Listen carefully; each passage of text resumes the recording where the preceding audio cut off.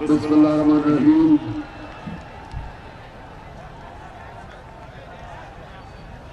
ایاک نعبد و ایاک نستعین. میرے راوالی کے عظیم پاکستانیوں، میں آج آپ کے سامنے جو ملک کے حالات ہیں جس کی وجہ سے ہم آج اس راستے پہ حقیقی آزادی کی مارچ اسلام آباد میں جس وجہ سے لے کے جا رہے ہیں، میں سارے راوالی کے میرے باشعور پاکستانیوں، آپ نے میری یہ جو بات غور سے سننی ہے، کیونکہ میں چاہتا ہوں کہ جب میں اسلام آباد پہنچوں اور میں آپ کو کال دوں تو آپ نے میرے ساتھ مجھے اسلام آباد میں ملنے کے لیے اس ملک کی حقیقی آزادی کی جہاد لڑنے کے لیے آپ نے سب نے میرے پاس آنے ہیں. اب پہلی وجہ کیا؟ پہلی وجہ یہ، ذرا غور سے ابھی میری بات سننا. پتہ نہیں راوالی میری کب آپ سے ملاقات ہوگی اس کے بعد، تو غور سے میری بات سنیں. سب سے پہلے ایک چیز اپنے ذہن میں ڈال لیں کہ جب تک ایک معاشرے کے اندر انصاف نہیں ہوتا وہاں خوشحالی نہیں آتی. یہ ذہنوں میں ڈال لو کہ انصاف کا مطلب کیا، کہ سارے شہری قانون کے سامنے ایک برابر ہوتے ہیں. طاقتور اور کمزور کے لیے ایک قانون ہوتا ہے، اس کو انصاف کہتے ہیں. پہلے یہ سمجھیں انصاف کیا ہوتا ہے. انصاف کا مطلب ہر شہری کے جو حقوق ہوتے ہیں ان کی اس ملک کی عدالتیں حفاظت کرتی ہیں. اور میرے نبی صلی اللہ علیہ وسلم نے مدینہ میں جب وہ ہجرت کر کے گئے مدینہ تو مسلمان غریب تھے، برے حالات تھے. اس کو نیچے کر دو، نیچے کر دو. برے حالات تھے، لیکن میرے نبی صلی اللہ علیہ وسلم نے سب سے پہلے عدل اور انصاف قائم کیا. خوشحالی بعد میں آئی، پہلے انصاف آیا. میرے سامنے سنگاپور ہم جاتے تھے، غریب علاقہ تھا، کہاں پاکستان اور کہاں سنگاپور. ہم سب سے تیزی سے ترقی کر رہے تھے 50 سال پہلے، 55-60 سال پہلے. سنگاپور آزاد ہوتا ہے، ایک ان کا لیڈر آتا ہے اور سب سے پہلے انصاف قائم کرتا ہے.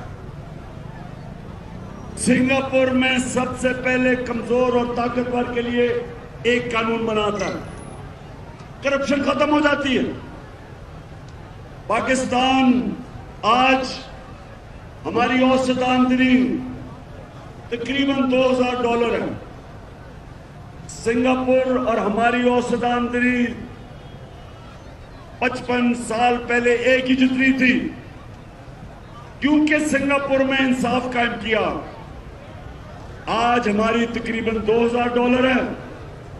سنگاپور کی $60,000 اوسط آمدنی ہے. آگے نکل گیا کیونکہ اس نے رحمت للعالمین میرے نبی صلی اللہ علیہ وسلم سب انسانوں کے لیے رحمت بن کے آئے تھے.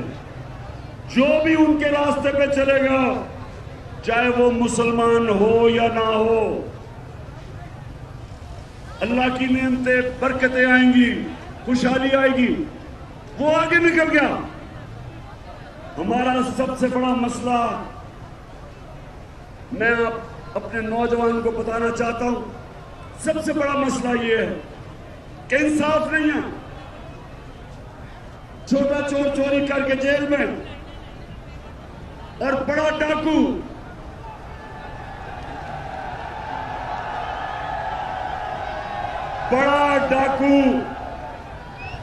جوتے پالش کرتے کرتے چیری بلاسم آج پرائم منسٹر بن گیا.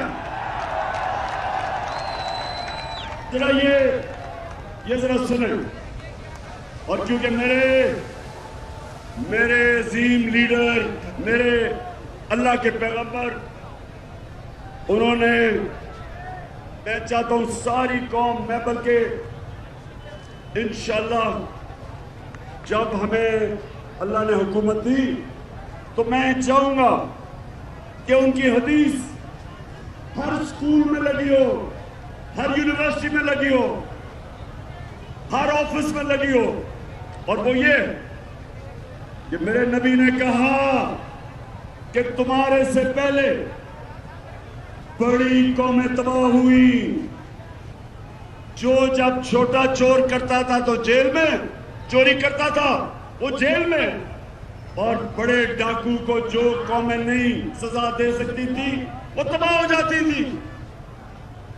اب یہ شہباز شریف کا ذرا سنو. اس کو 16 ارب روپے کی کرپشن کے کیس میں سزا ہونے والی تھی، جبکہ اس کو بچایا گیا، سازش کے تحت اس کو اوپر بٹھایا گیا. اور جب یہ اوپر بیٹھا 16 ارب روپے کا ایف آئی اے کا کیس تھا، جب سے یہ اوپر بیٹھا، یہ ذرا غور سے سنیں. میں کیا کروں؟ سنیں ذرا. سب سے پہلے چار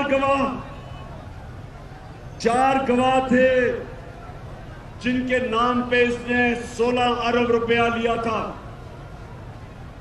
اس میں گلزار احمد، وہ چپڑاسی تھا رمضان شوگر مل میں، وہ مر گیا، پتہ ہی نہیں چلا مرا کیسے. مزمل راجہ، وہ کیش بوائے تھا رمضان شوگر مل میں، وہ ہارٹ اٹیک سے مر گیا. یہ 2 مہینے میں آتے ساتھ ہی، ان کے پہلے 2 مہینے میں وہ مرا. غلام صابر جو مزمل کا رشتہ دار تھا، وہ ہارٹ اٹیک سے مر گیا، بھائی تھا، وہ ہارٹ اٹیک سے مر گیا. مقصود چپڑاسی جس کے اکاؤنٹ میں 4 ارب روپیہ آیا تھا، 400 کروڑ روپیہ، وہ ہارٹ اٹیک سے مر گیا. ڈاکٹر رضوان جو ایف آئی اے کا انویسٹیگیٹ کر رہا تھا یہ کیس شہباز شریف کا اور بیٹوں کا، وہ انویسٹیگیٹنگ آفیسر، وہ ہارٹ اٹیک سے مر گیا.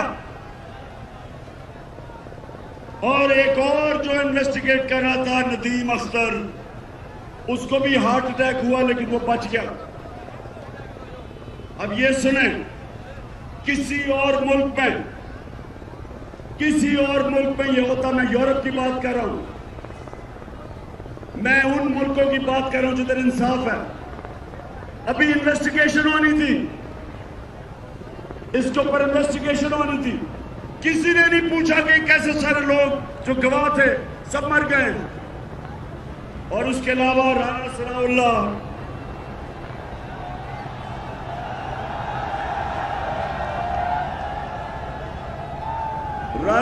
اللہ کا ایک آفیسر کرپشن میں انویسٹیگیٹ کر رہا تھا، اس کا نام تھا عمران رضا. پتا چلا جی وہ خودکشی اس نے کر دی ہے، کوئی انویسٹیگیٹ نہیں ہوا. میں یہ آپ کے سامنے کیوں کہہ رہا ہوں کہ کبھی بھی ہمارا ملک ترقی نہیں کر سکتا جب تک یہاں انصاف نہ ہو، جب تک طاقتور کو قانون کے نیچے نہ لے کے آئے.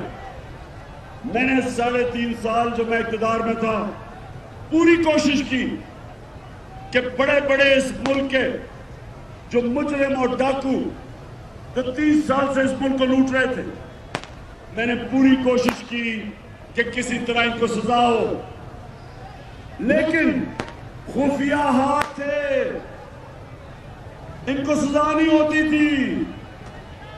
کبھی جج بینچ ٹوٹ جاتا تھا، کبھی کمر میں درد ہو جاتی تھی کسی کی، کیس لمبا چل جاتا تھا. ہم کچھ نہیں کر سکے کیونکہ نیب میرے ہاتھ میں نہیں تھی. جو نیب کنٹرول کر رہے تھے انہوں نے ان چوروں کو بچایا جو آج ہمارے اوپر مسلط کیے ہوئے ہیں. اور جب سے یہ آئے ہیں، راہ والی یہ سن لو، جب سے ینگ کسان ہیں، یہ چاول کا علاقہ ہے. کسانوں کو آج پتا ہے کہ ہمارے وقت پہ ڈیزل جو ٹیوب ویل پہ استعمال ہوتا ہے، ٹریکٹر پہ استعمال ہوتا ہے،